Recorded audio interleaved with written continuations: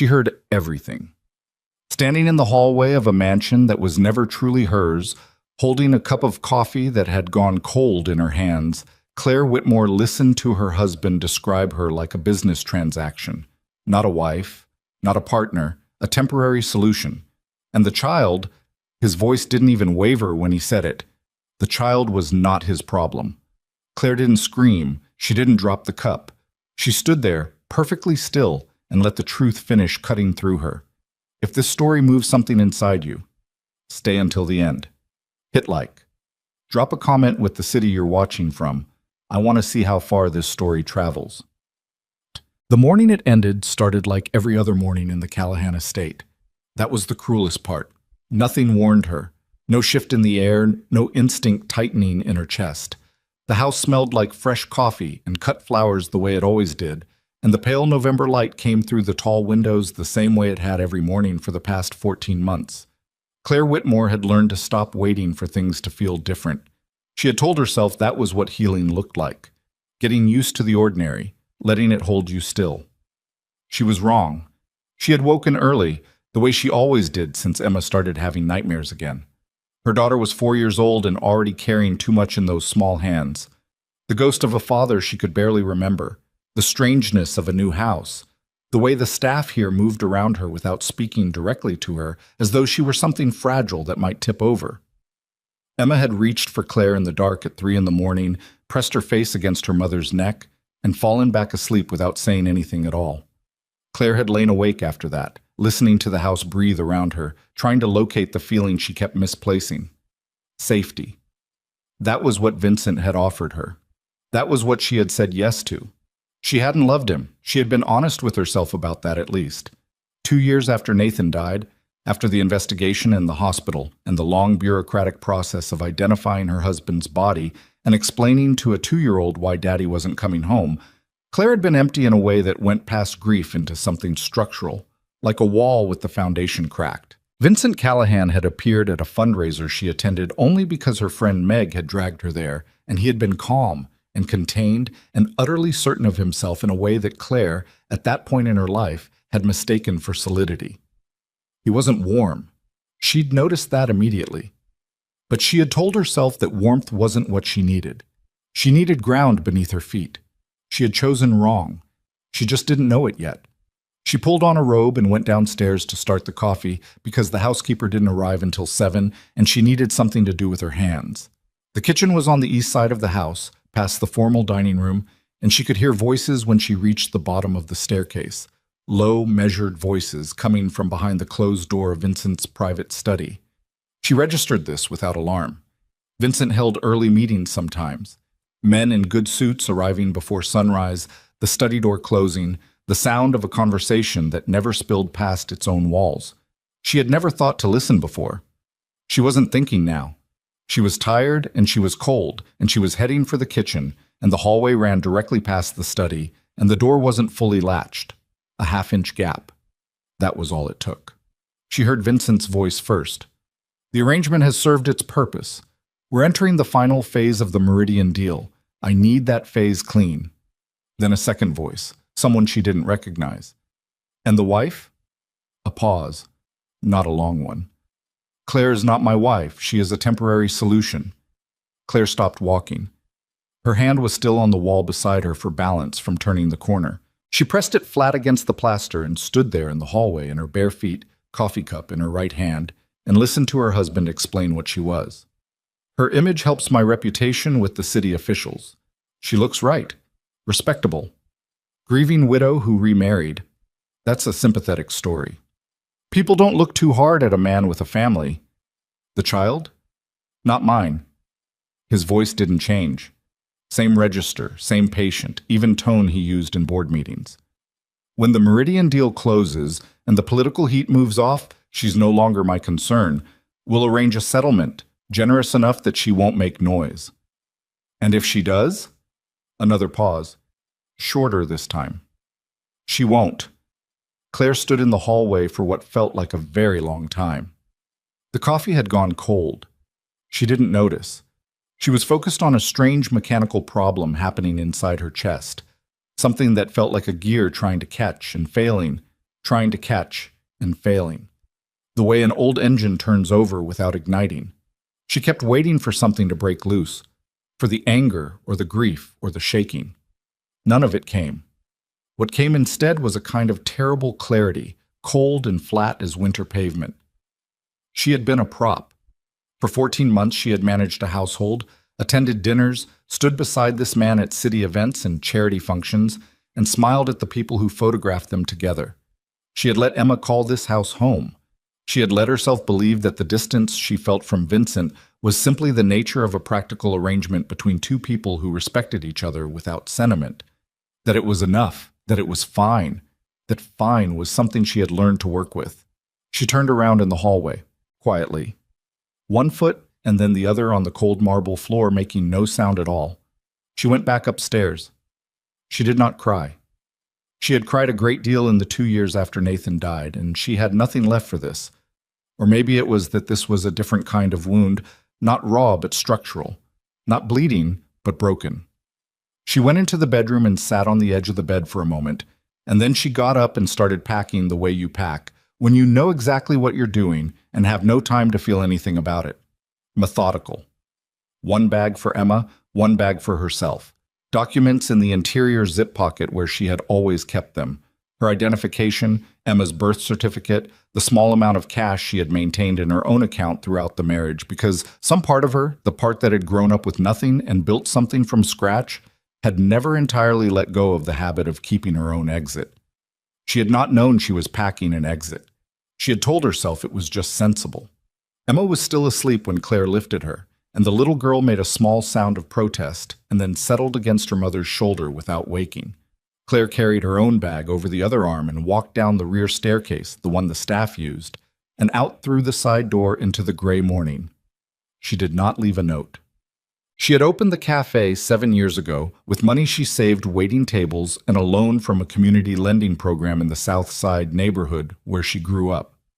The name on the sign was simple, Whitmore's. Nathan had thought it was too plain. Claire had said that plain was honest, and honest was what she wanted. When she came back to it now, the morning after leaving the Callahan estate, unlocking the front door with Emma asleep in her stroller and the sky not yet fully light, she stood inside for a moment and breathed the smell of old wood and coffee grounds and the particular cold that accumulates in a closed building overnight. She had sublet the operation to a woman named Rosa Duarte while she lived in the estate. Rosa had kept the place running, had even repainted the back wall. And everything was almost exactly as Claire had left it. Almost. She looked at the space and felt something shift in her chest that was not quite hope and not quite grief, but something between them. This was real. This she had built herself. Emma woke up around 7 and asked where they were. "We're home," Claire said. "Is this home?" "It is now." Emma considered this with the serious expression she had inherited from Nathan, that particular way of sitting with information before accepting it. Then she nodded once and asked if there was cereal. The first week was quiet. Claire put Emma in the afternoon program at the community center 2 blocks away, reopened the cafe with Rosa's help, and started rebuilding the habits of a life she recognized. Regulars came back. A few new faces appeared.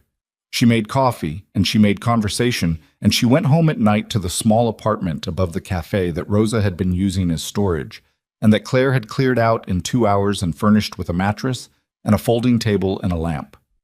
It was not comfortable. She slept fine. The surveillance started on day 9. She noticed the car first. A dark gray sedan parked across the street from the cafe 2 mornings in a row.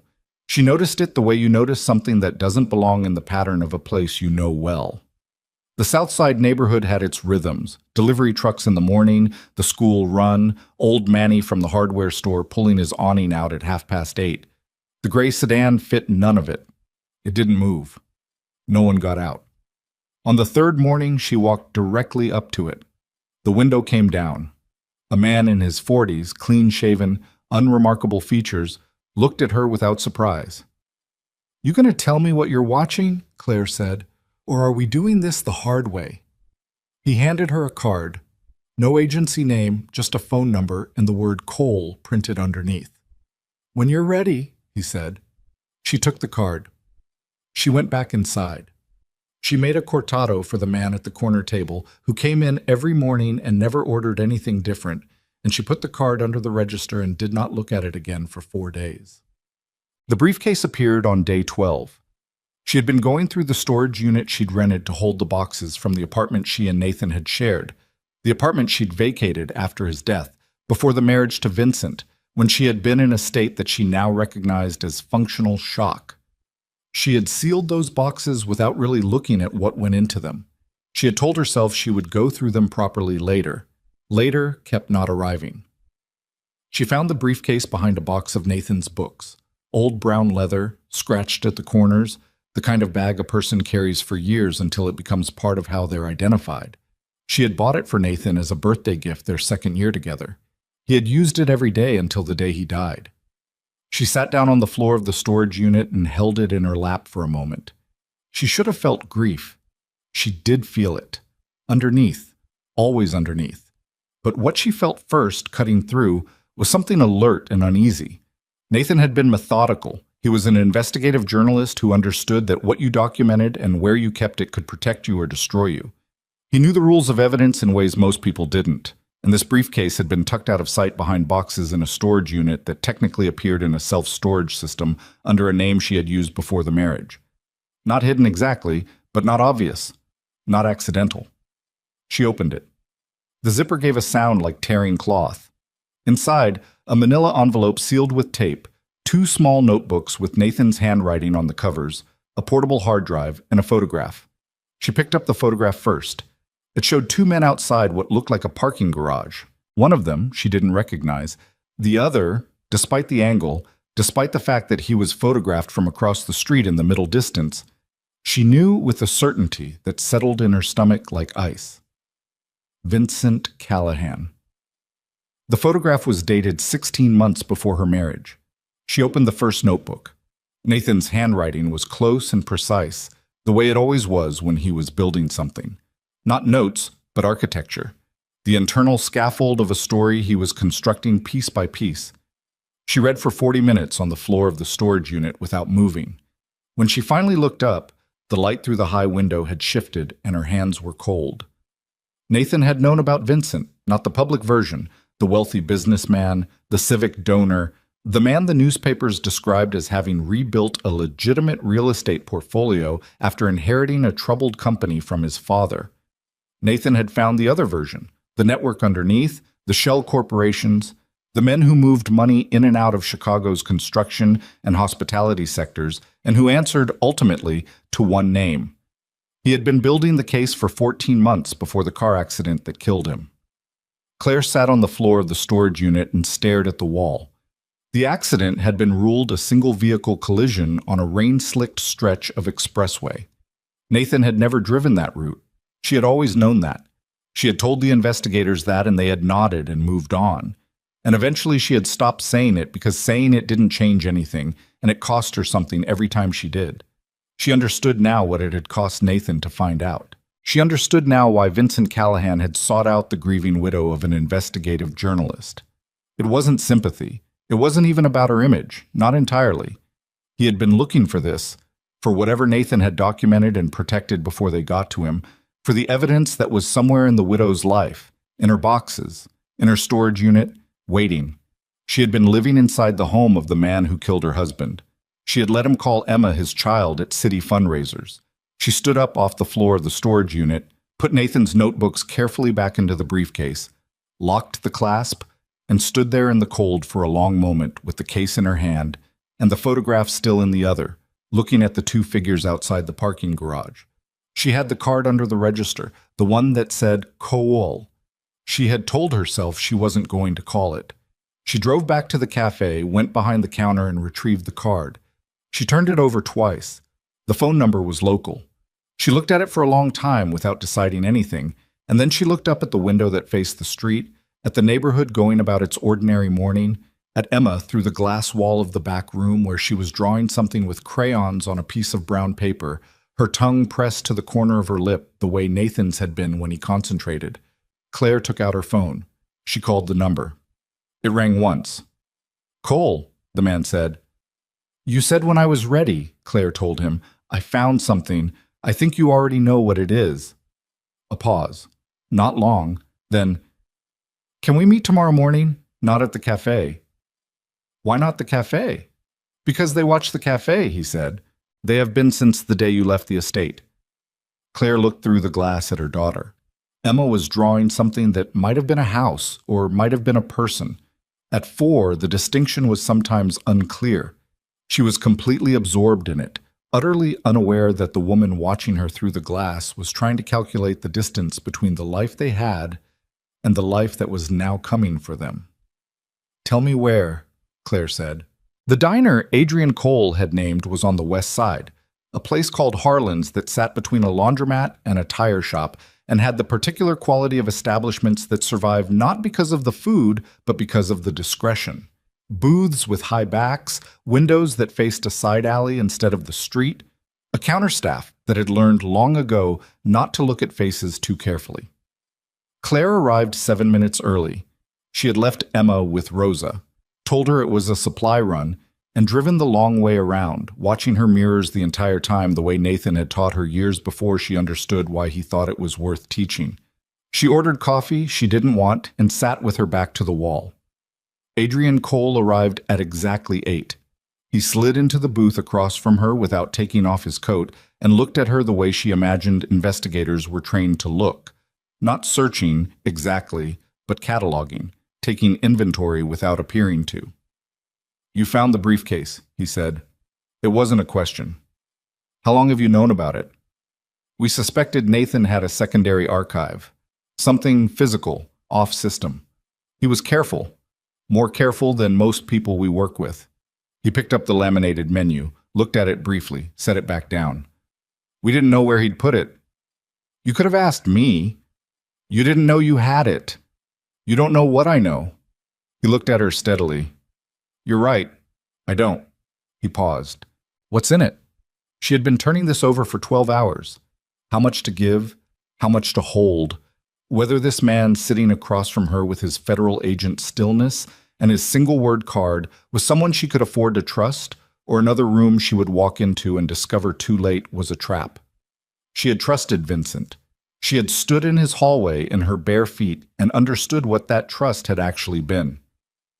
2 notebooks, she said, a portable drive, a photograph of Vincent Callahan outside a parking garage with an unidentified man, taken approximately 2.5 years ago. Adrian's expression didn't shift, but something in the quality of his stillness changed, a tightening. What garage? I don't know yet. Nathan wrote a number on the back.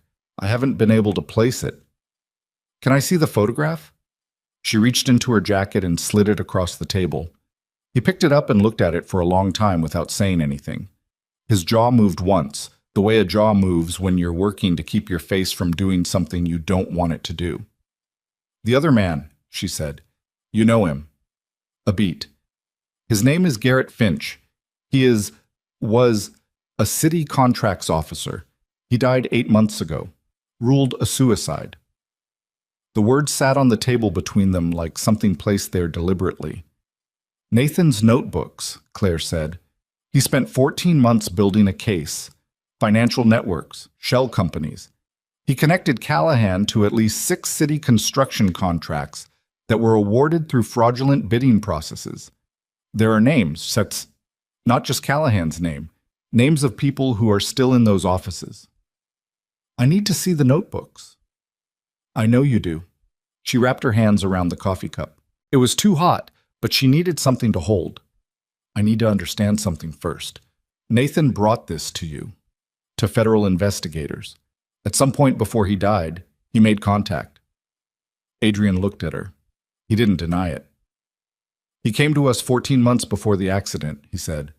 He wanted to formalize the investigation. He had enough to establish probable cause on 2 of the shell companies. We were building a case in parallel with his reporting. He stopped. Then, because she was looking at him with the particular expression of a woman who had learned the hard way what getting half the truth cost. The case was moving slowly. There were complications at the departmental level. Nathan became impatient. Complications. People inside the department who may have had relationships with Callahan's organization. She breathed out through her nose. So Nathan was building the case, handing material to a federal investigation that had a leak, and then he drove off an expressway on a route he never used. We don't know that the leak and his death are... Don't. Her voice came out flat and hard, and she didn't apologize for it. Don't tell me you don't know. Tell me what you do know, and don't make me sit here and pull it out of you one sentence at a time. Adrian set the photograph down on the table. We believe Nathan's death was not an accident, he said. We have not been able to prove it. The accident reconstruction left enough ambiguity that we could not move forward with a criminal investigation. The local department closed it. We documented our concerns internally. You documented your concerns. She said it slowly. Not in anger. In something past anger. Something drier and colder. He spent 14 months handing you material, and you documented your concerns. Claire, my daughter calls him Daddy sometimes. She said it quietly, looking at the table. Vincent. In the first few months after the marriage, because she was 2.5, and she didn't have the language to understand what he was, and I didn't correct her the way I should have, because I thought... She stopped. She was not going to do this here. She pressed her hands flat on the table. I need to know that giving you what Nathan found actually does something. I need to know it doesn't just go into a file somewhere. Things have changed since Nathan made contact, Adrian said. We have a different team, different leadership. Callahan's organization has expanded in ways that have drawn attention at levels that make it harder to contain internally. What Nathan documented, if it's what I think it is, combined with what we've built since, it could be enough. Could be. Would be. If you give us the full archive. She looked at him for a long moment. The diner moved around them. A plate set down somewhere, a door opening, the low particular noise of a morning place doing its ordinary work. She thought about standing in the storage unit with the briefcase in her hands. She thought about Nathan's handwriting on the covers of those notebooks, close and precise. She thought about what it cost him to find out what he found out, and what it ultimately cost him. I'm not giving you anything today, she said. I need to go through the drive myself first. If Nathan left something in there besides the case material, something personal, I need to find that before anyone else does. Understood. And I need you to tell me how serious the surveillance on the cafe is, not what you think I can handle. What's actually there? He picked up the photograph, looked at it once more, and set it back down. 2 vehicles on rotation. At least one static surveillance point in the building across the street. We believe the second floor. They are not Callahan's direct people. He uses a security contractor. Ex-law enforcement, mostly. Professional and patient. Are they watching Emma's program at the community center? Not yet. Not yet. She filed that. I'll contact you in 48 hours, she said. She picked up the photograph and put it back in her jacket. Don't come to the cafe again. Where should I? I'll call the number. She stood up and put money on the table for the coffee.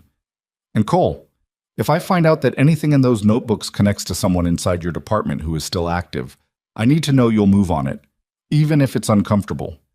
He looked up at her from the booth. That's why I'm still on this case.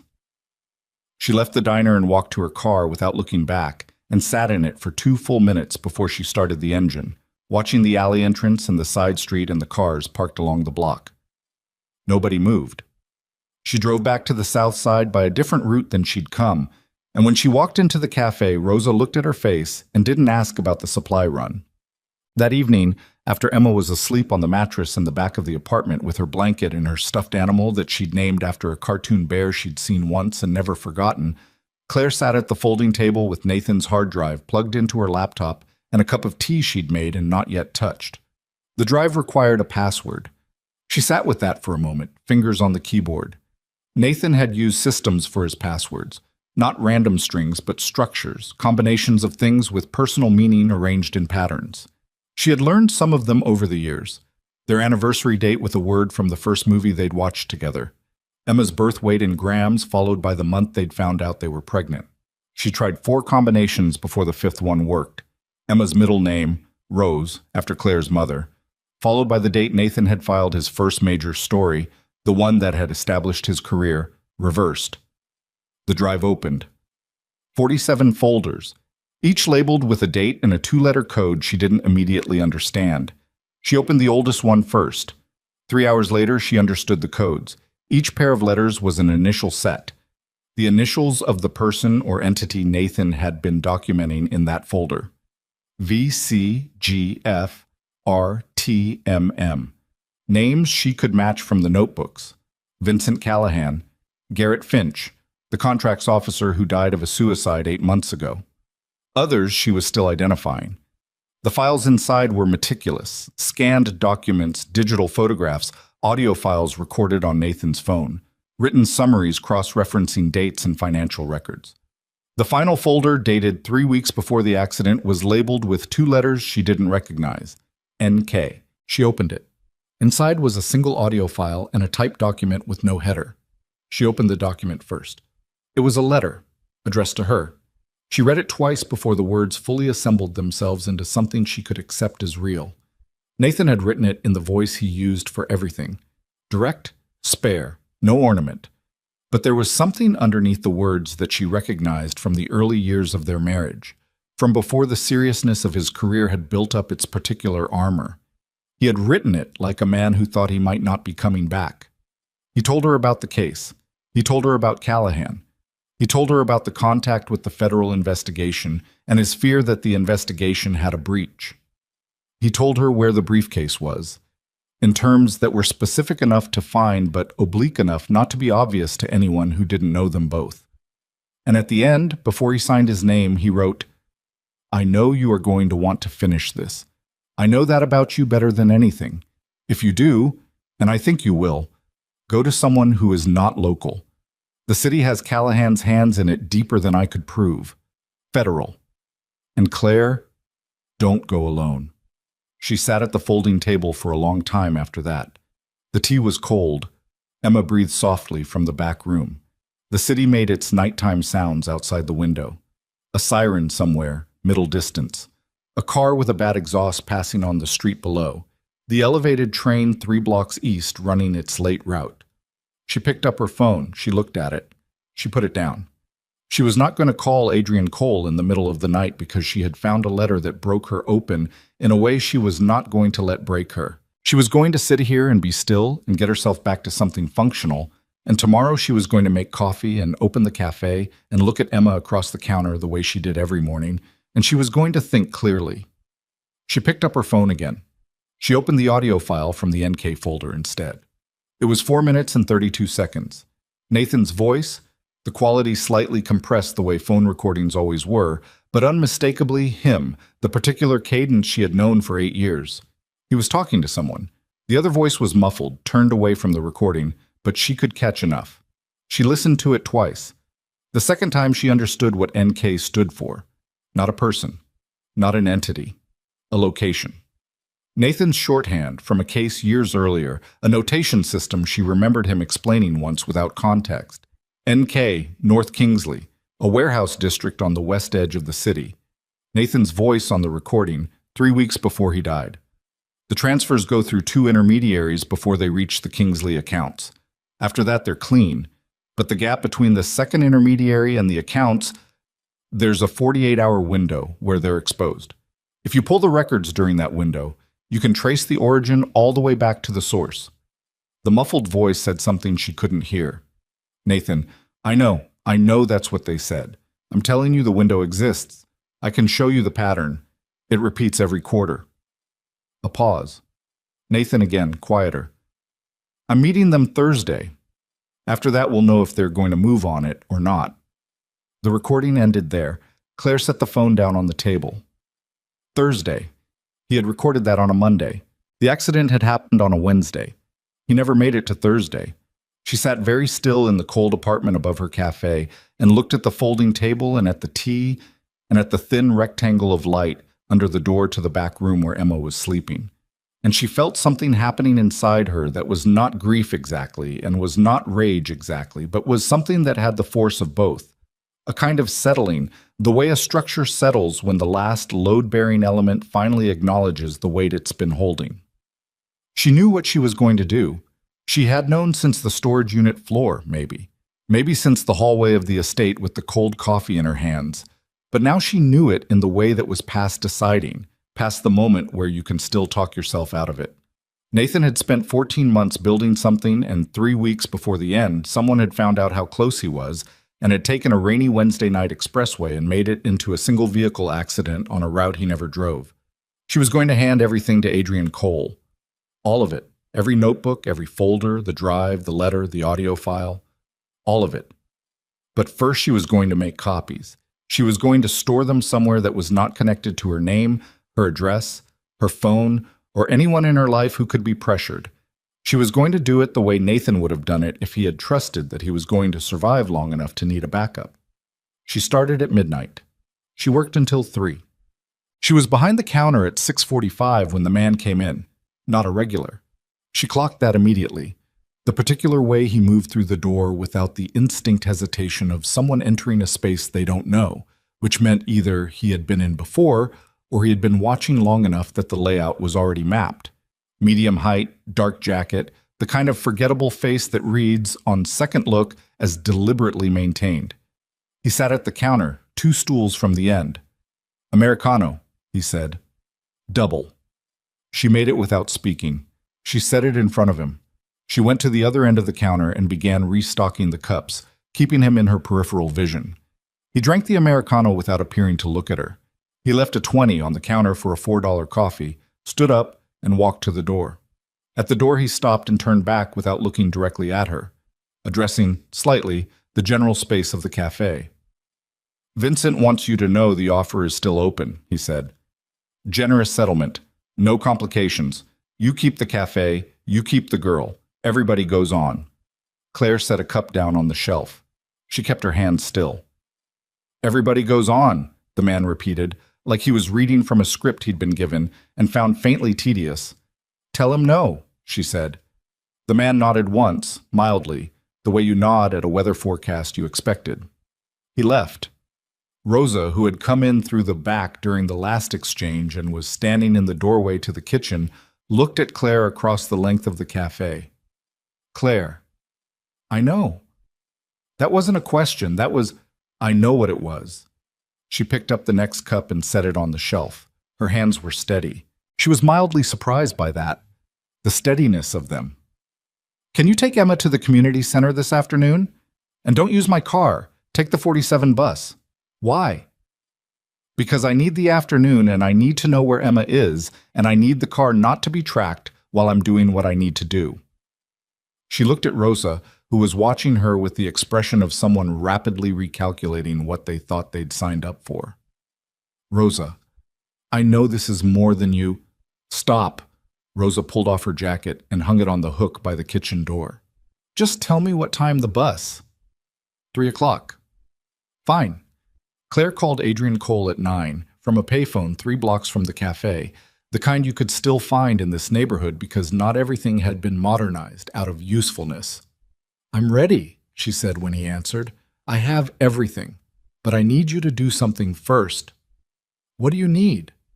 "I need you to tell me whether there is still a compromised person inside the investigation, and I need you to tell me honestly, not carefully." A pause. Long enough that she almost said his name. "There was," he said finally. "He was moved off the case 6 weeks ago.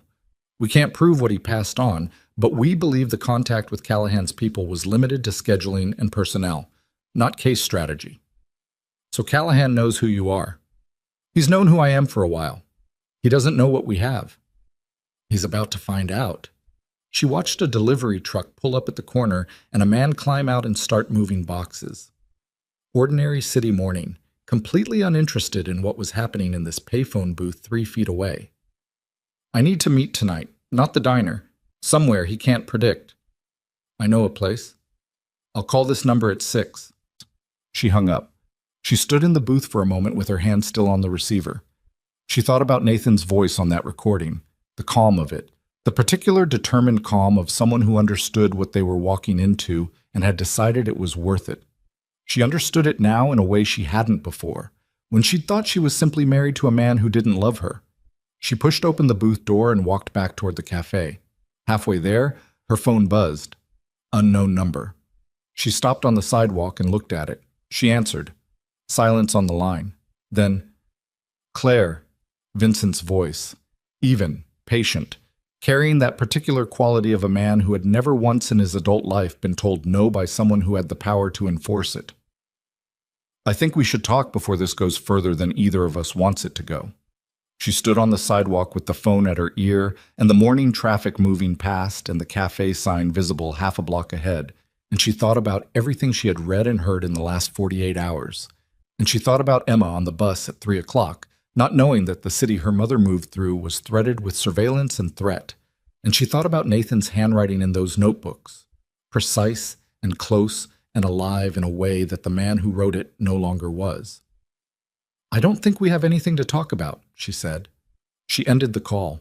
She put the phone in her pocket and kept walking, and when she reached the cafe, she unlocked the door and turned the sign to open, and went behind the counter and started the first pot of the day, and her hands were still steady, and she kept them that way, because she was done with the part of her life where other people decided what she could handle, and where she stood and what she was worth, and what was coming now was going to require every steady thing she had left. The meeting place Adrian had chosen was a parking structure on West Fulton, the kind that had been built in the 70s and never substantially updated, concrete stained dark with decades of exhaust and winter salt.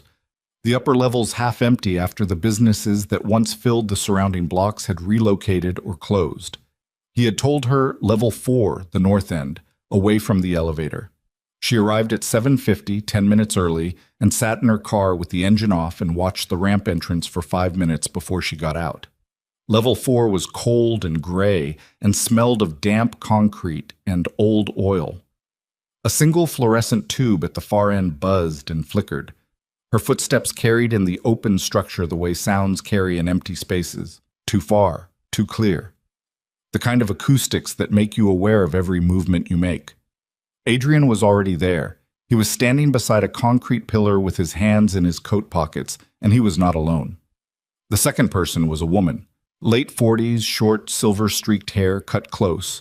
A dark overcoat. The particular posture of someone who had spent years in rooms where posture communicated authority before a word was spoken.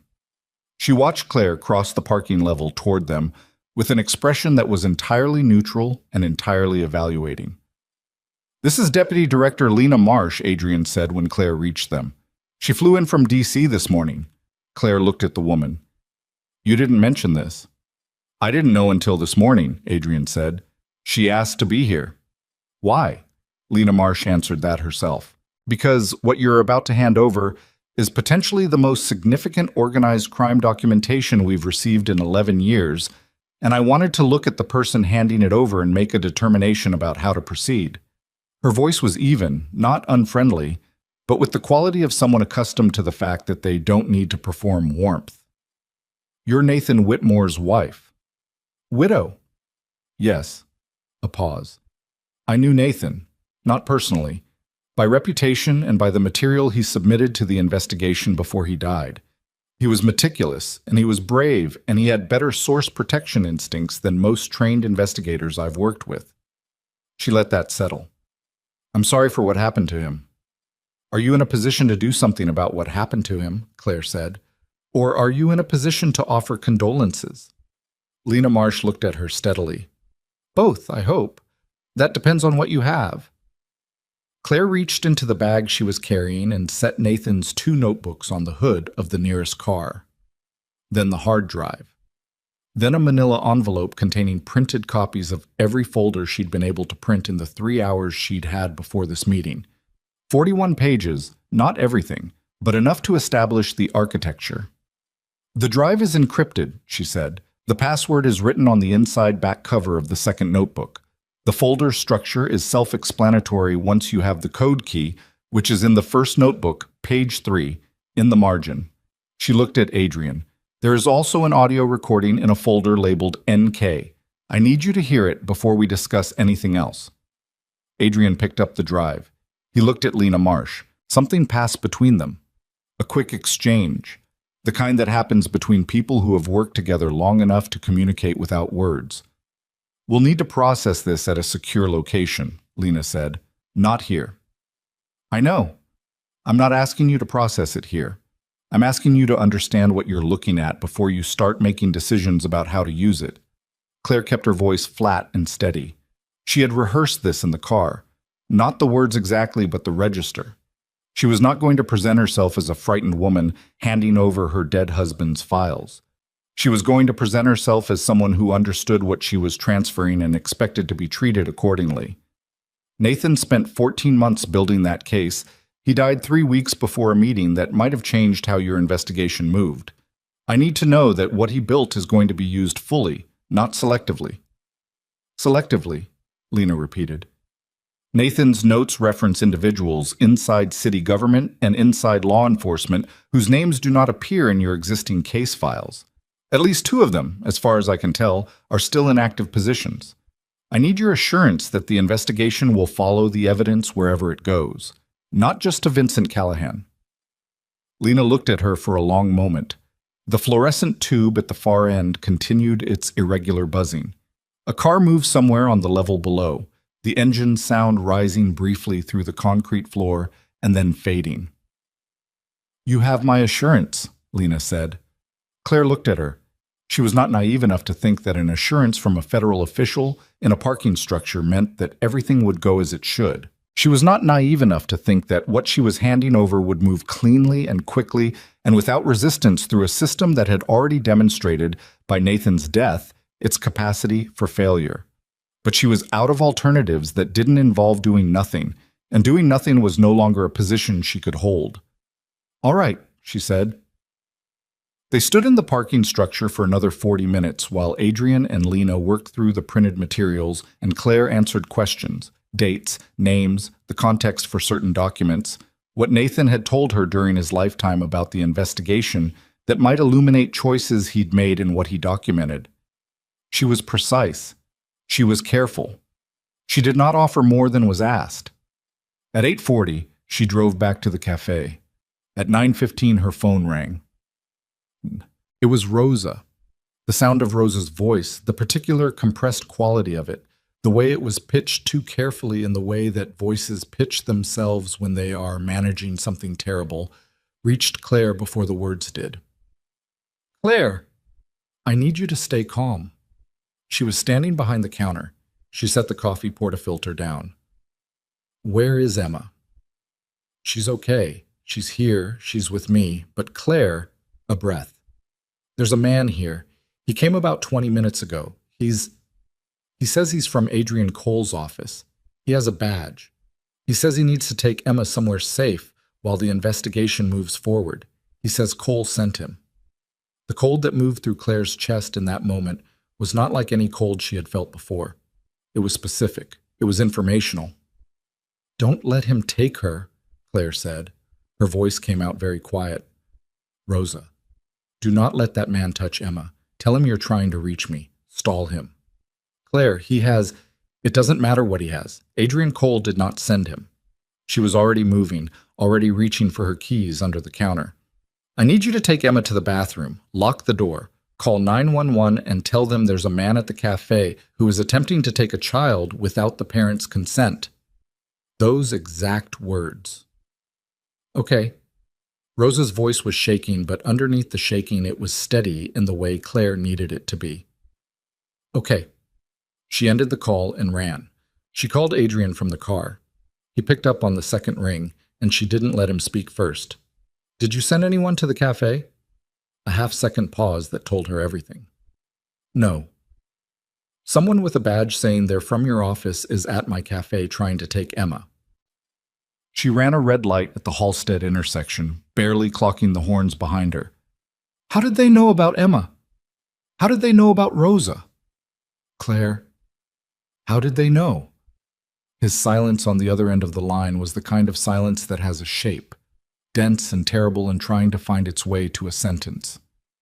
"Get to the cafe," he said finally. "I'm sending units." "Who knew about the meeting tonight? Who knew we were moving on this?" "Lena and I. Possibly one assistant director who Lena briefed on the flight in." "Possibly." "I'm getting in the car right now," he said. She drove the remaining 6 blocks in under 4 minutes and pulled to the curb outside the cafe at an angle that blocked half the lane. Through the front window, she could see the cafe interior. 2 customers at tables, a man she didn't recognize standing near the counter with his back to the window. She went in through the side door, through the kitchen, and came up through the back hallway and stopped. The bathroom door was closed. She could hear Emma's voice through the door, talking to Rosa in the low, continuous murmur of a 4-year-old, keeping herself company with narration. She was fine. She was in there, and she was fine. Claire came out into the cafe from the hallway.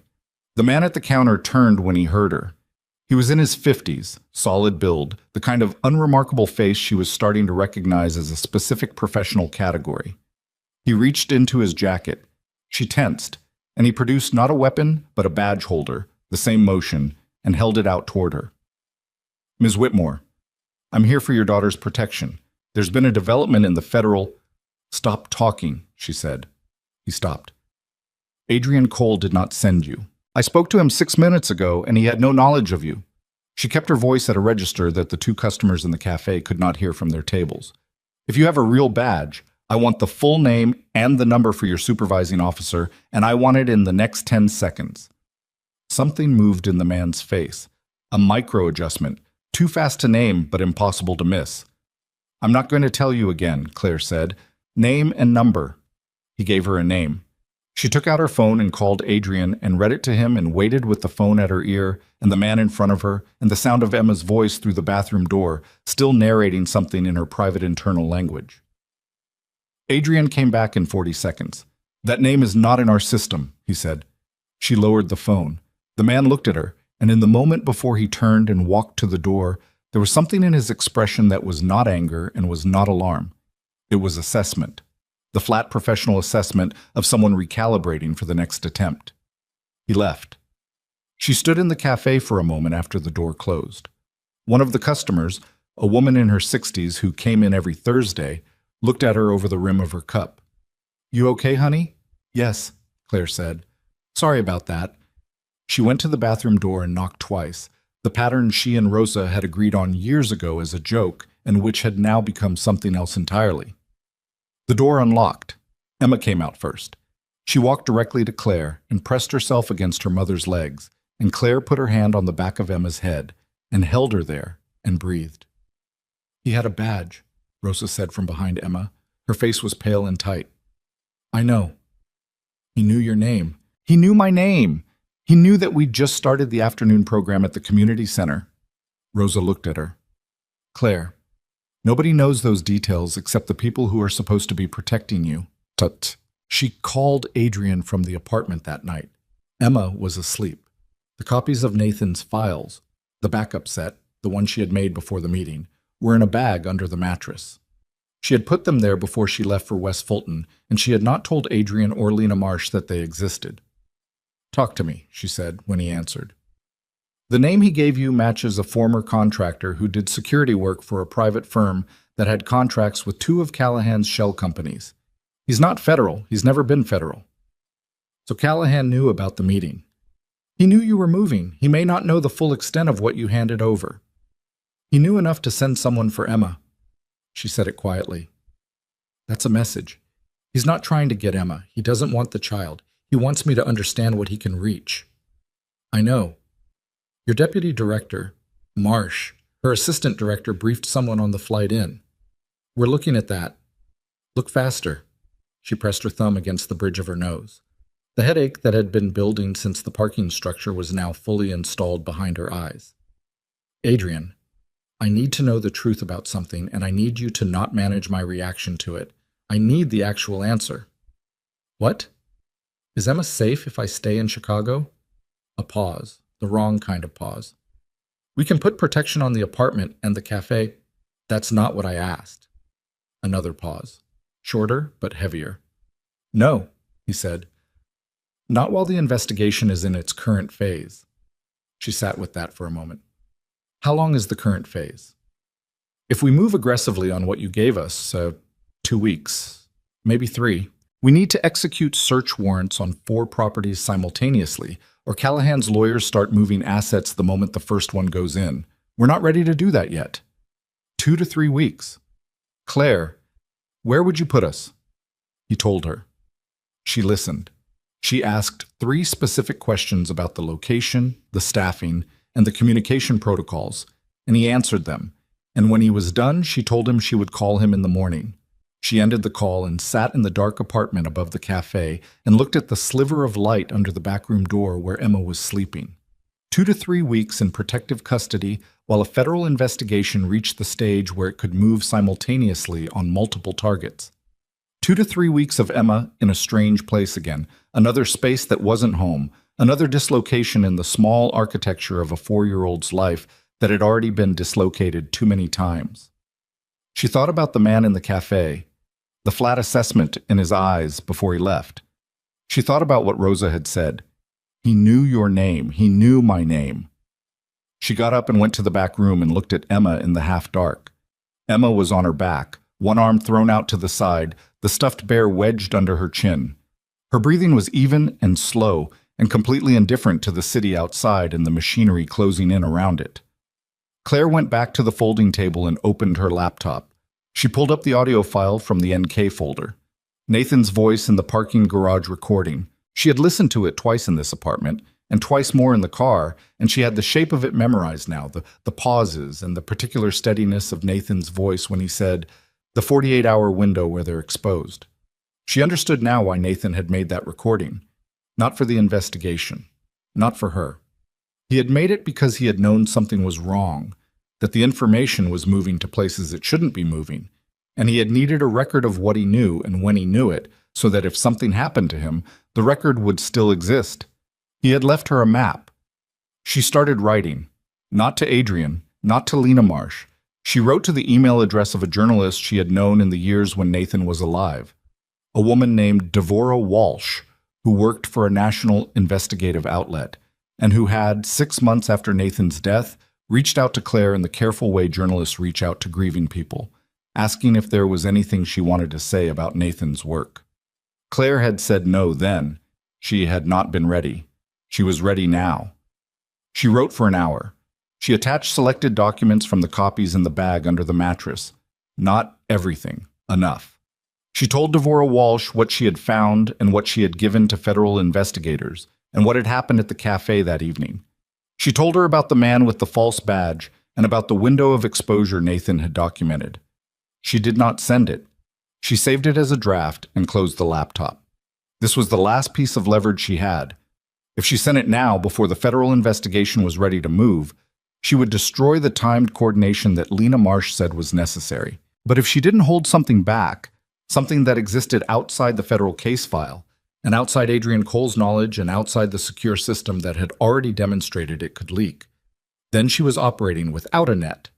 She was going to hold the draft. She was going to give Adrian Cole and Lena Marsh their 2 to 3 weeks. And if anything happened to Emma during those weeks, if anyone came within reaching distance of her daughter again, she was going to send that email and let the story detonate in public and take the consequences along with everything else. She went to bed at midnight and lay in the dark and thought about Nathan writing that letter. 3 weeks before the Wednesday night expressway. Knowing something was wrong, knowing the case was at its most dangerous point, knowing that the people who were supposed to be moving on it were not moving fast enough, and still going forward, still building, still documenting, still protecting the evidence instead of running from it. She had thought for 2 years that Nathan's death was something that had happened to her, a loss that had arrived from outside and taken up residence in her life. She understood now that it was not something that had happened to her. It was something that had been done, deliberately, by a man who had then inserted himself into the wreckage of her life and stood beside her at city events and let her daughter call him by a name he did not deserve. She closed her eyes. She was not going to let that be the last word. But in the morning, before she could call Adrian Cole, before she could pack Emma's bag for the safe house, before any of the next steps could begin, her phone lit up on the folding table with a message from an unknown number, 4 words that made the breath go out of her completely. "We have Rosa's daughter." 4 words on a screen at 6 in the morning, and Claire's body knew before her mind caught up. The cold moving from her sternum outward, the way breath becomes a mechanical problem, the sudden terrible clarity of a person who has just had the last acceptable option removed. "We have Rosa's daughter, Lucia, 19 years old, a nursing student at DePaul who took the Red Line home at night and called her mother every Sunday and had nothing to do with any of this. Had never had anything to do with any of this." Claire stared at the message for 4 seconds, Then she called Adrian. He picked up on the first ring, which meant he hadn't been asleep either. "They have Rosa's daughter," she said. "Text message, unknown number, 6 words." She heard him move. A chair, a door, the sound of his environment changing as he went somewhere he could speak. "How long ago?" 30 seconds. "Forward me the message. Don't respond to it. Don't." "I know." She was already across the apartment, already at the back room door, already looking at Emma still asleep with the stuffed bear under her chin. Her daughter's breathing, even, slow. The most ordinary sound in the world, and the thing she was calibrating everything against. "What do I do?" "You wait. You let us work the number." "How long will that take?" 20 minutes, maybe 30. "They took a 19-year-old girl to send me a message, Adrian. They are not going to wait 30 minutes. "Claire," his voice came through with a specific weight. Not calm exactly, controlled. The voice of someone who understood that panic was a resource and he could not spend it. "Respond to nothing. Wake Emma. Get her shoes on. Be ready to move when I call. Can you do that?" She was already doing it.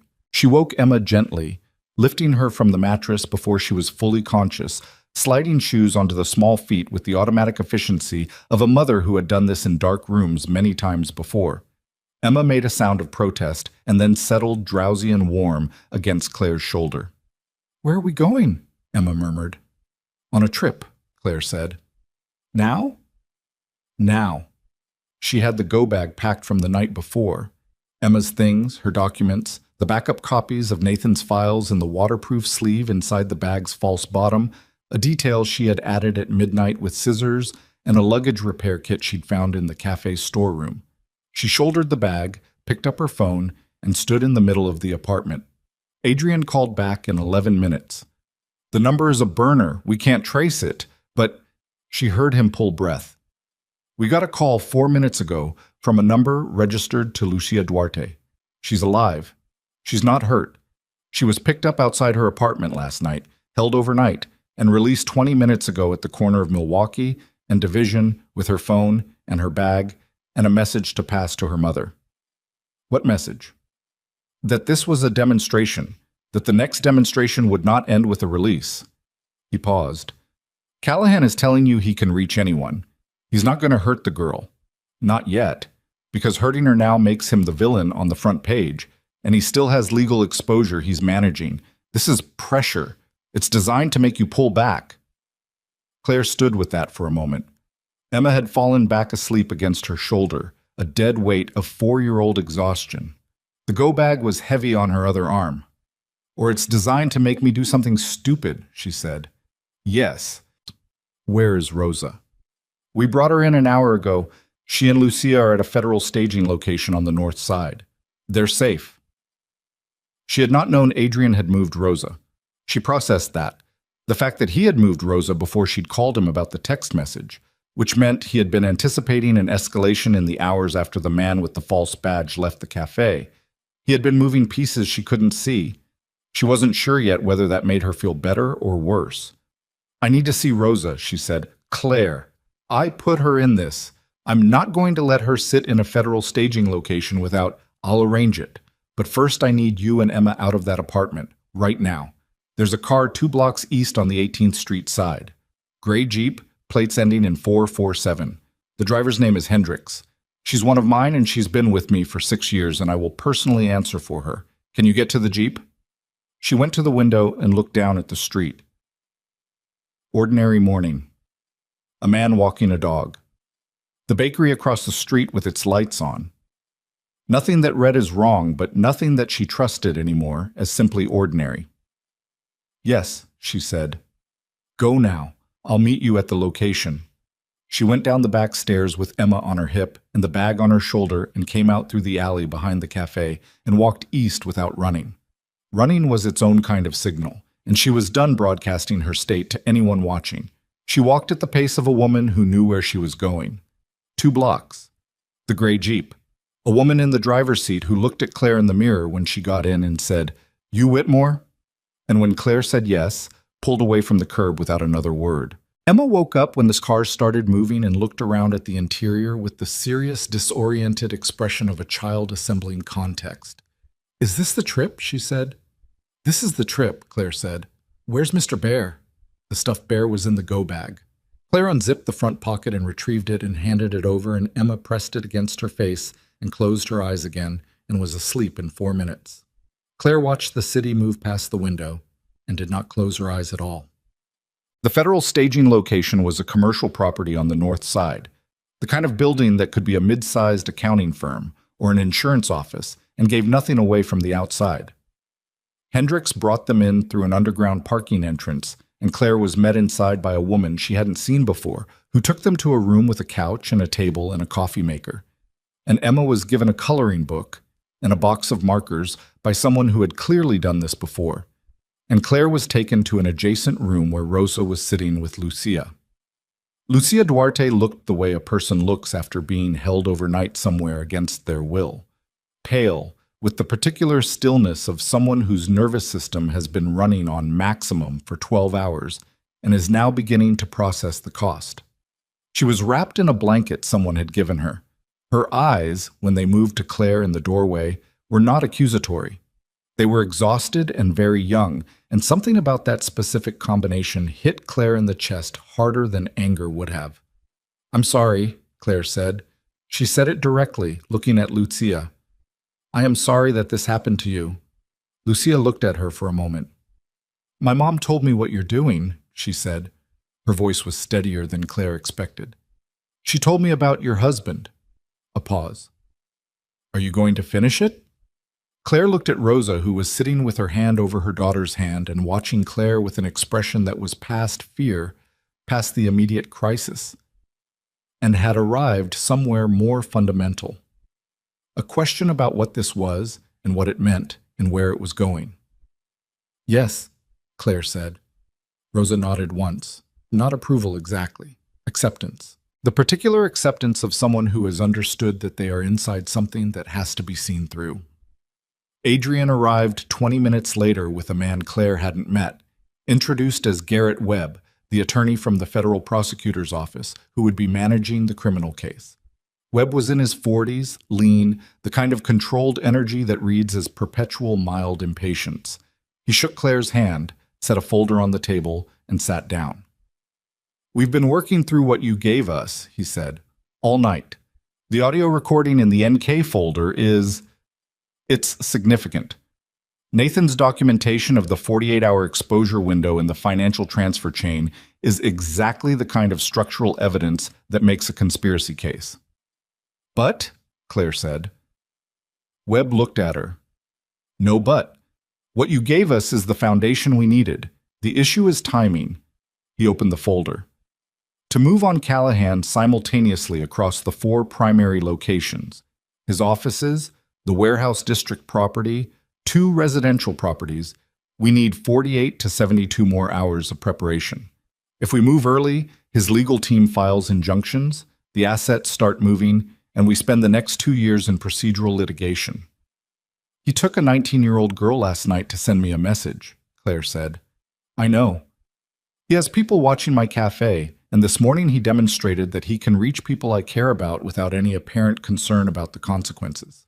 He's not afraid of you yet. I understand that. So what changes in the next 48 to 72 hours that makes him afraid of you?" Webb and Adrian exchanged a look. "We have 2 of Callahan's financial officers who are close to flipping," Adrian said. "If they agree to cooperate before we execute the warrants, the case becomes substantially stronger. Strong enough that his legal team can't chip away at the edges during trial. We need those 2 people to make their decision." "What's stopping them?" "Fear," Adrian said, simply. "The same thing that's been stopping everyone for 11 years.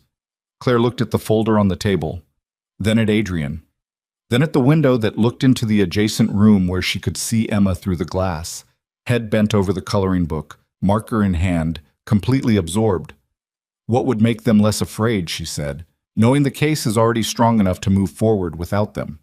If they believe we're going regardless, that their cooperation only improves their own position but doesn't determine the outcome, they're more likely to choose the side that offers them something. You need them to believe the case is already decided. We need them to believe we're ready to move." "Are you?" A beat. "Not optimally. She looked at him. But functionally, he held her gaze. Functionally. Yes. She turned to Webb. I want to testify. Whatever form that takes, grand jury, preliminary proceeding, formal deposition. I want to go on record before the warrants execute. I want there to be a public proceeding that Callahan's people can see happening.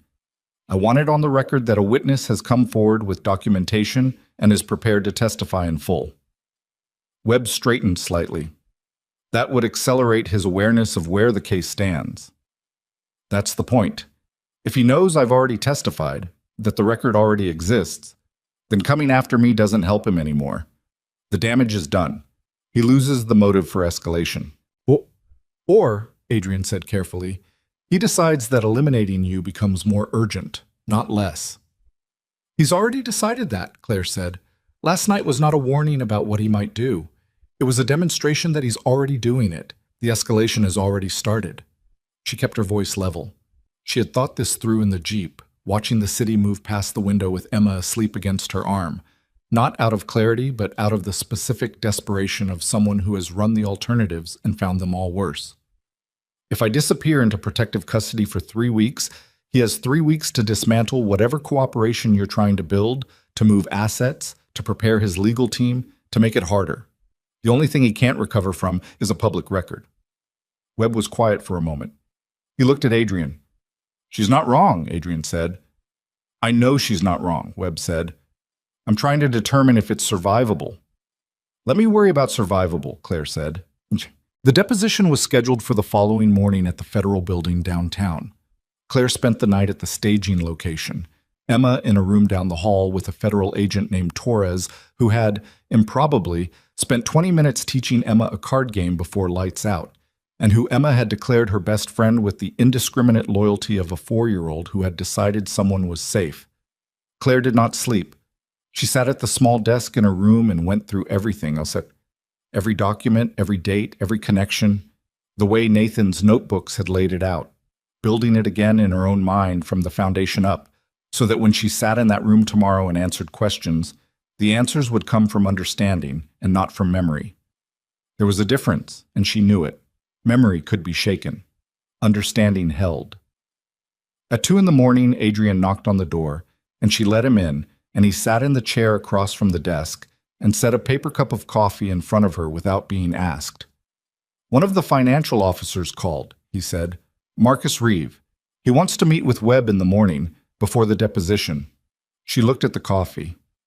The demonstration worked. The demonstration worked. He was quiet for a moment. I want to ask you something. Go ahead. When you decided to do this, to hand over the files, to push for the deposition, were you afraid? She considered the question. Not performing consideration, actually considering it, trying to locate the honest answer under the operational layers she'd been running for the past 72 hours.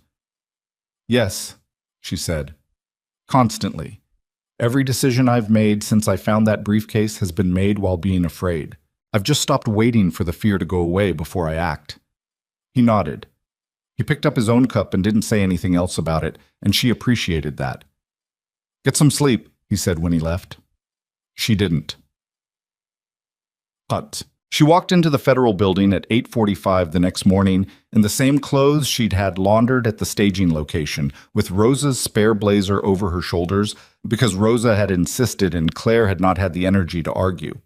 The lobby was marble and fluorescent light and the particular civic gravity of government buildings, and she walked through it with her shoulders level and her breathing deliberate and the folder of documents under her arm. Webb met her outside the deposition room. Reeve is in with us. His attorney arrived an hour ago. He's cooperating fully. And the second officer? Daniel Cho. He's still deciding. How long do we have before Callahan knows I'm in this building?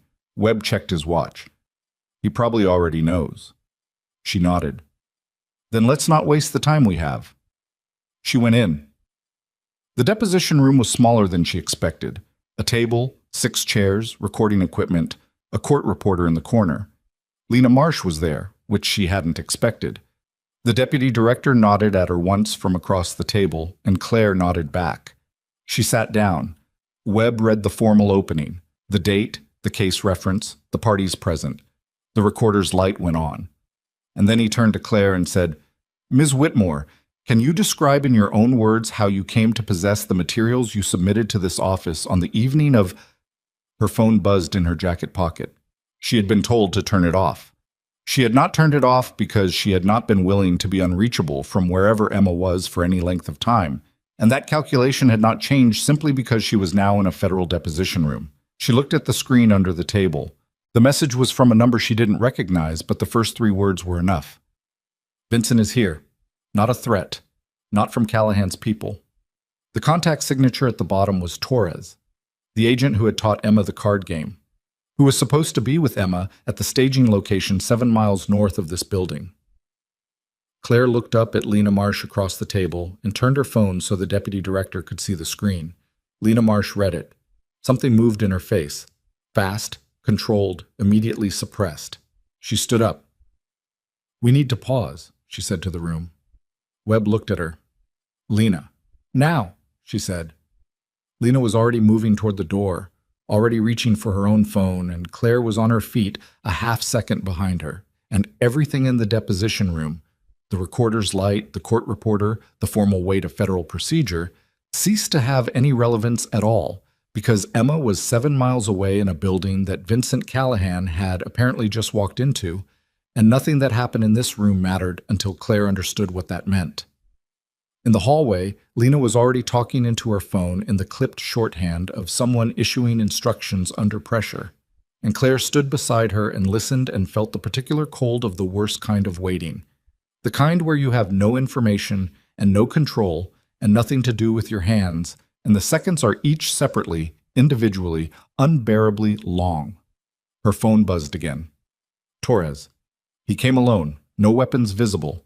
He's asking to speak to you." And then, a second later, "He says he'll wait." Claire stared at those 3 words. "He says he'll wait." Vincent Callahan, the man who had ordered a car off a rainy expressway, who had sent a man with a false badge to take her daughter, who had held a 19-year-old girl overnight to demonstrate his reach. That man was sitting in a federal staging location, asking to speak to her and saying he would wait. Lena Marsh lowered her phone and looked at Claire.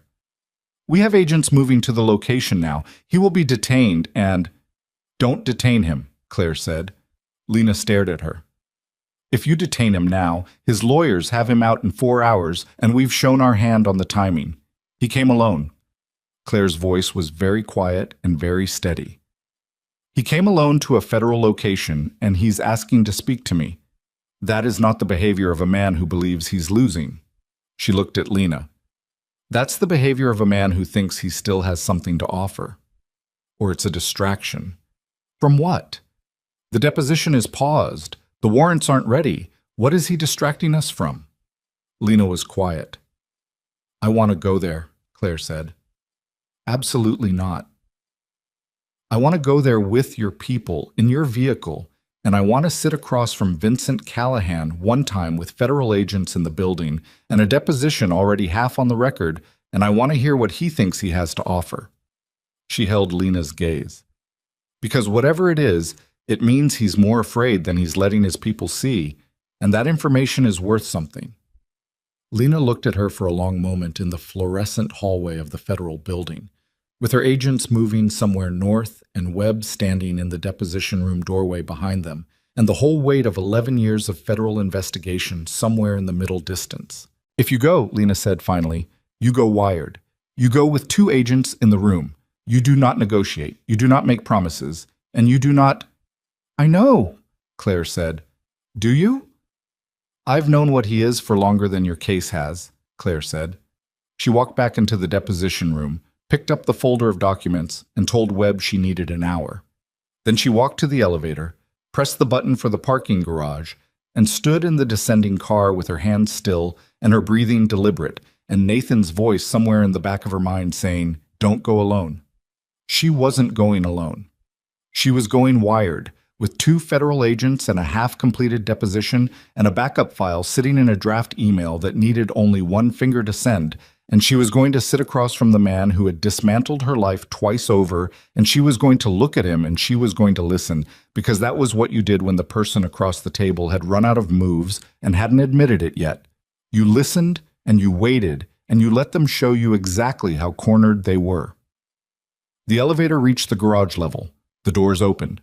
Hendricks was already at the Jeep with the engine running, and Lena Marsh's voice came through the phone with the address of the staging location and a 4-word instruction that Claire had been waiting, in one form or another, since the morning she'd stood in a hallway with cold coffee in her hands and understood what her life had actually been. Don't let him talk first. She walked in without knocking. The room they had put him in was a standard federal holding space, not a cell, not an interrogation room, but the middle category that communicated clearly. You are here at our discretion, and the discretion has limits. A table, 4 chairs, a mirror on the north wall that everyone in the room understood the function of, a single overhead light that made everything look slightly more exhausted than it actually was. Vincent Callahan was sitting with his hands folded on the table and his jacket still buttoned, and he looked exactly the way he had always looked, composed, contained, the kind of man whose surface didn't register the weather around him. He was 53 years old, and he had spent 30 of those years building something from the architecture of fear and money and strategic silence. And he sat in this room in this building the way he sat everywhere, as though the space had been arranged for his comfort. Claire sat down across from him. She set nothing on the table. She put her hands in her lap. She looked at him. He looked back at her with an expression she recognized, the one he used when he was deciding how to open, calculating the approach the way a chess player calculates 3 moves out.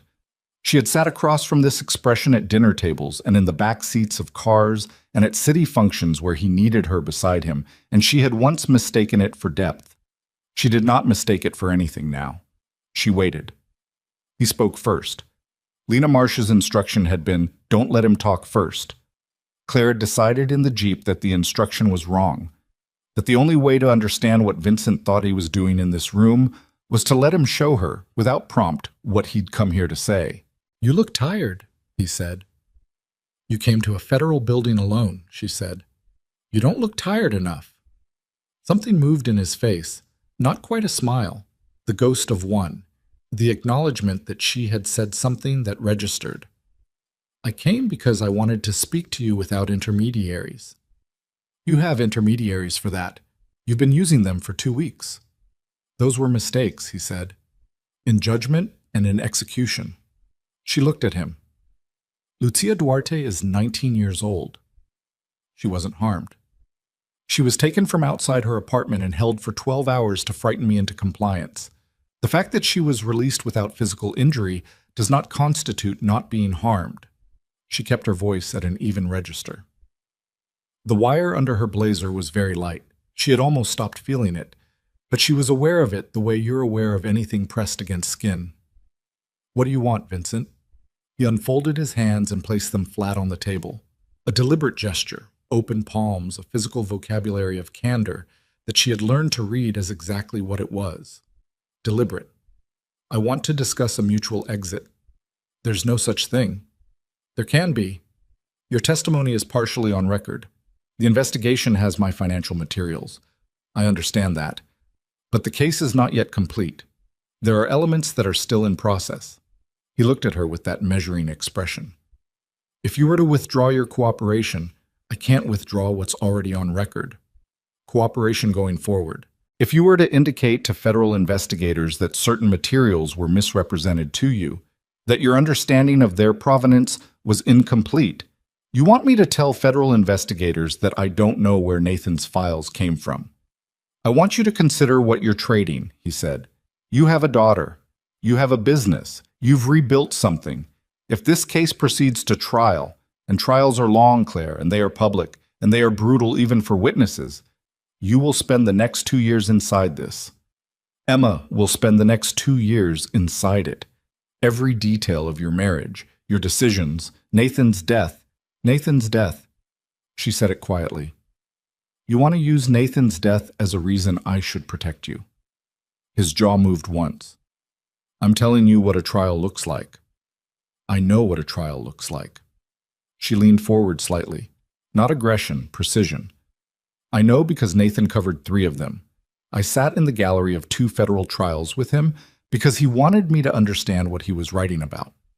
I understand what a trial looks like. I understand what testimony looks like. I understand what it looks like when a man who has operated behind other people for 30 years finally has to sit in a room and answer questions without an intermediary. She held his gaze. And I understand what it looks like when that man comes alone to a federal building because he has run the calculations and determined that the evidence against him is sufficient, and his remaining option is to try to undo the one thread he thinks he can still reach. Vincent looked at her for a long moment. The overhead light did what it did to everything in the room, flattened it, made it plain. "You're not going to withdraw," he said, not a question. "No." "Then why did you come?" "Because you asked to speak to me and I wanted to look at you and say this directly." She sat with her hands in her lap, perfectly still. "Nathan spent 14 months building the case against you. He documented everything. He protected it carefully. And 3 weeks before a meeting that might have moved the investigation forward, someone ran him off an expressway on a route he never drove." She paused. "I don't have proof of that last part that will satisfy a criminal standard. I know that. The investigators know that. But I am going to sit in a courtroom and I'm going to tell a jury every single thing I know about my husband's investigation and my marriage to you and the man who came to my cafe with a false badge and Lucia Duarte and all of it, every detail. And I am going to do it in a way that is completely accurate and completely sourced and completely devastating, and there is nothing you can offer me that is worth more than that." The room was very quiet. Vincent looked at her with an expression she had never seen on him before. It was not fear exactly, and it was not anger. It was something older. The expression of a man who has built his life on the assumption that everyone has a number, that every resistance is a negotiation in disguise, encountering for the first time a position that is simply not for sale. "You're making a mistake," he said, but the weight had gone out of it. "I've made mistakes," she said. "Marrying you was one of them. I've decided to stop making that category of mistake." She stood up. "You should talk to your lawyers. The warrants are going to execute in the next 48 hours, and you're going to want to have that conversation before they do." She walked to the door, her hand on the handle. She almost didn't turn back. But there was one thing, not for the wire, not for the record. One thing she needed to say to his face while she was still in the same room with him. She turned. "Emma never asks about you," she said. "I thought you should know that. She doesn't ask where you went or why we left. Children understand more than adults give them credit for. She understood what you were before I did." She opened the door and walked out and did not look back. The warrants executed 41 hours later before dawn on a Thursday morning in early March, simultaneous across 4 locations with 3 separate federal teams coordinated from a downtown command position where Lena Marsh stood in front of a bank of monitors and Webb stood beside her, and Adrian was somewhere on the west side with the team going into the warehouse district property. Claire was not there for any of it. She was in the small apartment above the cafe with Emma, both of them asleep, actually asleep for the first time in 2 weeks, without the specific vigilance that had been operating underneath sleep like a low current. She had turned off her phone at 10. She had made Emma's dinner and given her a bath and read to her from the book they'd been working through slowly, a chapter at a time, and when Emma fell asleep, Claire had sat in the dark for 20 minutes and then had gone to bed herself. She found out it was over from Adrian's message at 7:15 the next morning. 4 locations secured. Callahan in custody. No injuries. Call me when you're up. She read the message sitting on the edge of the mattress with the early light coming through the window and Emma still asleep behind her, and she sat there for a while just holding the phone without calling anyone.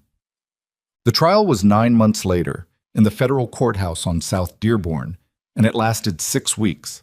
She had been told 6 weeks was short for a case of this complexity, which told her something about the strength of what Nathan had built and what she had handed over and what Marcus Reeves' cooperation had added. Webb's team was precise and relentless.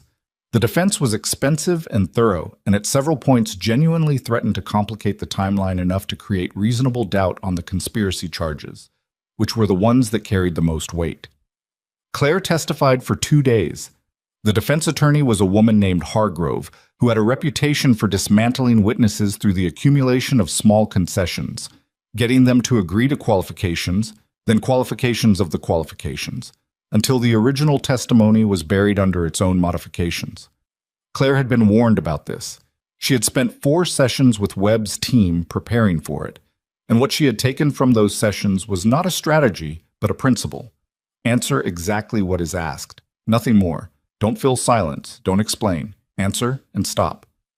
Hargrove went after the marriage first, its nature, its basis, what Claire's understanding of it had been. She asked Claire whether she had entered the marriage under any explicit agreement about its terms. No explicit agreement, Claire said, and you had no reason to believe at the time of the marriage that your husband's intentions were other than what a marriage conventionally implies. I had doubts, Claire said. I married him anyway. That was a mistake in judgment on my part. It doesn't change what he intended. And your judgment. My judgment was wrong about what he was. His intentions were not affected by my judgment. The evidence documents what he intended independent of what I believed. Hargrove looked at her for a moment, recalibrating. Then she went to Nathan's investigation, tried to characterize Claire's involvement as motivated by grief and the desire to assign blame for her husband's death to a convenient target. Is it possible, Hargrove said, that your interpretation of these materials was shaped by your emotional state following your husband's death? I'm certain my emotional state following my husband's death shaped many things, Claire said. It did not change the dates on the documents. It did not change the financial records. It did not change the audio recording Nathan made 3 weeks before he died, or the content of the letter he left for me, or the identity of the man in the photograph taken outside that parking garage. She paused. If you have a specific document you'd like to argue was misinterpreted, I'm prepared to walk through it. Hargrove moved on. She did not break Claire on day 1 or day 2, and on the morning of day 3 when Claire returned to the courthouse, she was told her testimony was complete and she could sit in the gallery if she chose. And she chose. And she sat in the gallery for the remainder of the trial the way Nathan had sat in galleries, attentively, without performance, watching the machinery of it do its work. Vincent did not testify in his own defense. She had expected that. Men who had spent 30 years controlling the information around them did not willingly enter spaces where they could not control it. The jury deliberated for 4 days.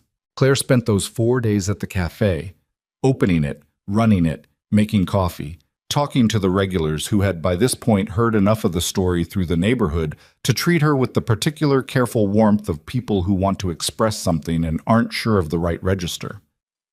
Old Manny from the hardware store came in for the first time ever on the 3rd day of deliberations and sat at the counter and ordered a tea and said, without preamble, "Your husband wrote a piece about the city contracts thing back in, had to be 12 years ago.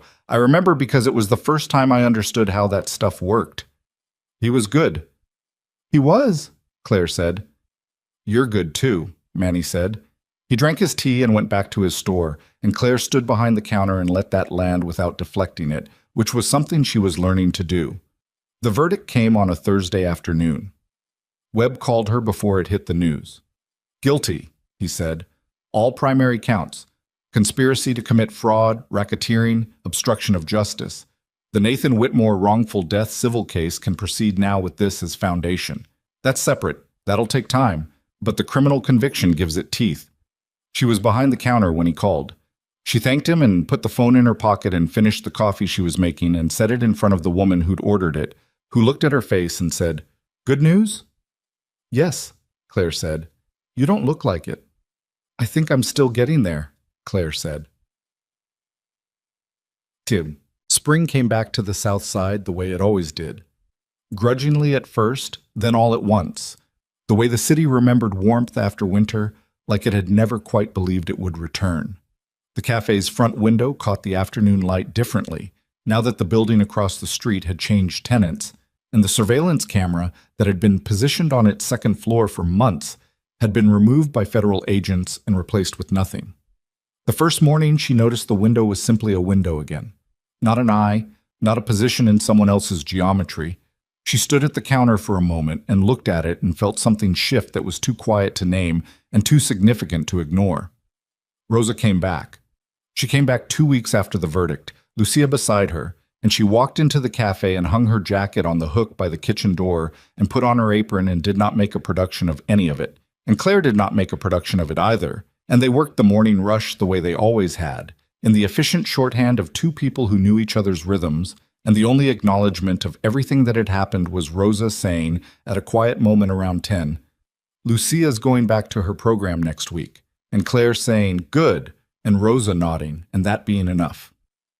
Emma started at a new school 3 blocks from the cafe. She had been anxious about it in the way 4-year-olds are anxious about new things.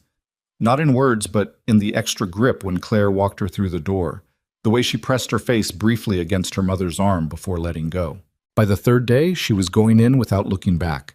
And by the 2nd week, she had opinions about which table at lunch was the best one and why. And Claire walked home from drop-off on those mornings with something in her chest that was uncomplicated in a way that very few things had been for a very long time. Adrian came to the cafe on a Tuesday in April. He had been coming since February, not regularly at first, not with any established pattern, just appearing sometimes in the mid-morning when the rush had cleared, ordering an Americano and sitting near the window with a book he opened and then did not appear to read. He had come 4 times in March. He came every Tuesday in April. He did not explain it, and she did not ask him to because she understood what it was, and she was in no hurry to name it, and the not naming of it had its own quality of rightness. On the last Tuesday of April, he came in at his usual time and ordered his usual coffee and sat at his usual table. And when she brought it over, he said, without looking up from the book he wasn't reading, "There's a thing. Next Saturday. It's the building that used to be the Ashworth Community Hall before the city sold it. A neighborhood group bought it back. They're reopening it. There's going to be food and probably someone playing music badly." He paused. "I thought Emma might like it." Claire looked at him. He was looking at the book. "Emma," she said. "And you," he said, "if you wanted." She looked at the window. The light came through it the way light should come through a window. Just light, nothing more, falling on the tables and the floor and the steam rising off the coffee. The street outside moved with its ordinary life. "What time?" she said. 2 o'clock. "We'll be there," she said. She went back behind the counter. She heard him turn a page in the book he wasn't reading. She made the next coffee and the one after that, and the morning moved the way mornings move when nothing is hunting you, with a kind of easeful accumulation, one moment settling onto the next, the hours building towards something that was not a destination but simply more of the same, which was exactly what she wanted. Vincent Callahan's sentencing was on a Wednesday in May. 17 years, federal facility, no parole consideration for the first 12. Webb called her with the number, and she wrote it down on the small notepad she kept by the register for orders, and she looked at it for a moment, and then she tore it off the pad and put it in her jacket pocket, and that was all. The civil case, the wrongful death suit tied to Nathan's accident, was moving through its preliminary stages. Claire had a lawyer for it now, a woman named Park, who was thorough and measured and had told her at their first meeting, "This will take time, possibly 2 years, possibly more, but the criminal conviction changes the math." Claire had said she understood. She did understand. She had learned in the last year the difference between justice that was satisfying and justice that was real. And she had accepted that real justice was mostly procedural and slow and unsatisfying and still worth having. She thought about Nathan differently now than she had in the 2 years after his death. In those years, she had thought about him in the way you think about someone who was taken, with the particular ache of an absence that still has a shape, that still occupies space. She still thought about him that way sometimes. But now she also thought about him the way she thought about the notebooks, the briefcase, the recorded voice in the NK folder, as something he had completed. He had built something, and he had protected it, and it had survived him, and it had done what he had built it to do. She thought about the letter. "I know you are going to want to finish this. I know that about you better than anything." He had known her. That was the thing she kept coming back to, not in grief, but in something closer to gratitude. The simple fact that one person had known her well enough to see what she would do before she knew it herself. She had been known by someone, and that knowing had persisted past his death and had, in its own oblique way, been part of what carried her through. She had not been able to give Emma back a father. She had never been able to do that, and she knew it, and she had made peace with the specific weight of that failure. The kind of failure that is not really a failure because it was never within reach, but still sits with you regardless. Emma would grow up knowing Nathan through what other people could tell her, through Claire's stories, through the articles that existed in archives, through the neighborhood people who remembered him, through the understanding, when she was old enough to have it, of what he had tried to do and what it had cost him. That was not enough. It would have to be enough. On a Friday evening in late May, after the cafe was closed and Emma was upstairs with Rosa watching something animated on the old laptop that Rosa had appointed the household's entertainment device, Claire sat at the counter alone in the quiet of the closed cafe and did something she had been putting off for 11 months. She opened her email, found the draft to Devorah Walsh, the journalist, the message she had written at midnight in the apartment when she was preparing her last piece of leverage, and she deleted it. She didn't need it anymore. She had held it for the length of the trial and through the sentencing and into the spring, not because she had planned to send it, but because holding it had been the last thing she had kept entirely to herself, the last piece of the machinery she hadn't handed over to someone else to operate. It had represented something she couldn't quite name, the option to blow it all open herself, on her own terms, in her own time. She didn't need that option anymore. She watched the draft disappear. The inbox sat empty and ordinary. She closed the laptop. Outside, the South Side was doing what it did on a Friday evening. The restaurants filling up, the families coming back from school events, the elevated train running its route, the particular urban percussion of a neighborhood that was not quiet and had never been quiet and was not trying to be. She had grown up 6 blocks from here. She had built this place from nothing, 6 blocks from where she'd grown up. She had left it and come back, and it was still here, still itself, still entirely indifferent to the drama she had moved through inside it. She appreciated that about it. The side door opened, and Emma appeared in the doorway in her pajamas, sock feet, bear tucked under one arm. "Rosa says dinner is ready," Emma said. "Tell her I'm coming." Emma didn't move. She stood in the doorway with the bear and looked at her mother with Nathan's eyes. That particular quality of still attention, the look that meant she was deciding something. "Are you sad?" Emma asked. Claire looked at her daughter for a moment. The question deserved an honest answer. "A little," she said, "not the bad kind." Emma considered this. Then she nodded, accepting it the way she accepted most things, without needing it to be resolved, just needing it to be true. She turned and padded back up the stairs in her sock feet. Claire sat at the counter for another moment. Then she got up, turned off the last light, and followed her daughter up the stairs. The cafe sat dark and closed behind her, the way it would sit until 6:45 tomorrow morning when she unlocked the door and started the first pot and turned the sign, and the South Side came back to it the way it always did. Expecting coffee, expecting warmth, expecting the ordinary, reliable fact of a place that was still there. It would be there. She would be there. That was not a small thing. That was, she had learned, the whole thing.